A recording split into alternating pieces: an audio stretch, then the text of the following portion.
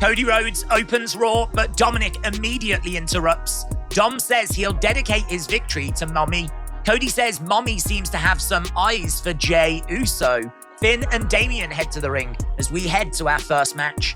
Dragon Lee watches on as it's announced he'll face Dominik for the North American title on next week's Raw. So our first match is Cody Rhodes versus Dominik Mysterio. Cody wins a short match with a crossroads. Judgment Day go to attack Cody after. Kevin Owens and SAMI come to Cody's aid.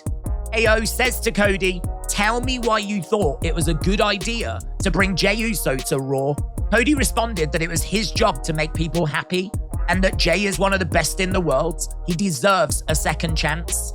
KO says that he can't trust Jey, but he does trust Cody and SAMI. Michael Cole then reports that both Rhea and Raquel suffered injuries following Nia Jax's attacks last week.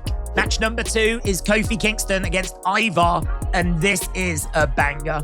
Kofi somehow managing to secure the win. Match number 3 sees Shinsuke Nakamura take on Ricochet, but before the match can start, Seth Rollins comes chasing after Shinsuke.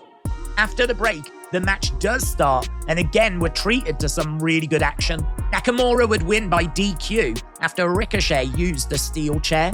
Afterwards, Nakamura would attack Ricochet, and Seth would eventually come to Ricochet's aid. Shinsuke would target Seth's back though, leaving Seth down and in pain. Match number 4 would see Shayna and Zoey take on Chelsea and Piper. Nia Jax would attack all the competitors though, resulting in no contest. Adam Pearce would tell Chad backstage that he needs to earn a rematch with Gunther, and so this sets up a match with Bronson Reed. Damian Priest asks Jey Uso for a favor. Damian wants Jey to join Judgment Day. He wants a yes or no, asking just don't make me look bad. Match 5 is Bronson Reed against Chad Gable.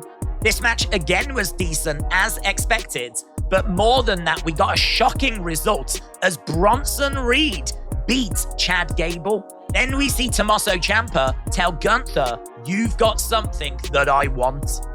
Becky Lynch wants to test herself against the best future talent and so issues an open challenge for her NXT Women's Championship. Natalya comes out. This leads to Becky Lynch against Natalya, with Becky retaining her NXT Women's title.